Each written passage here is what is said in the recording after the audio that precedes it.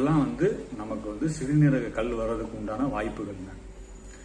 இதுல எந்த விதத்துல நம்ம இருக்கிறோம் அப்படின்றதையும் நீங்க கொஞ்சம் கவனிச்சு பார்த்தீங்க அப்படின்னா அதுலயே நீங்க கண்டுபிடிச்சிடலாம். ஓகே, நமக்கு இந்த மாதிரி தான் ஒரு கல் ஃபார்ம் ஆயிருக்கும் சிறுநீரகத்தில் அப்படின்றது நமக்கு புரிய வந்துடும்.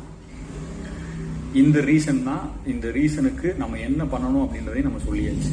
தண்ணி நிறைய குடிக்கணும், வெளி சாப்பாடு சாப்பிட்றத நம்ம அவாய்ட் பண்ண ஆரம்பிச்சிடணும், தவிர்த்திடணும். அதுக்கப்புறம் கூல்ட்ரிங்க்ஸு, இந்த குளிர்பானங்கள் குடிக்கிறதெல்லாம் நிறுத்திடணும். இந்த மாதிரி சில விஷயங்களை நீங்கள் கட் பண்ணிக்கிட்டே வந்தீங்க அப்படின்னாலே உங்களுக்கு இந்த சிறுநீரகல் பிரச்சனை வரவே வராதுங்க.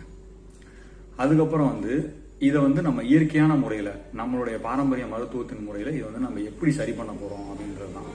இவங்க எல்லாருமே ஒரு உணவுப் பொருள் சம்மந்தப்பட்டவங்க தான். நம்ம ஒரு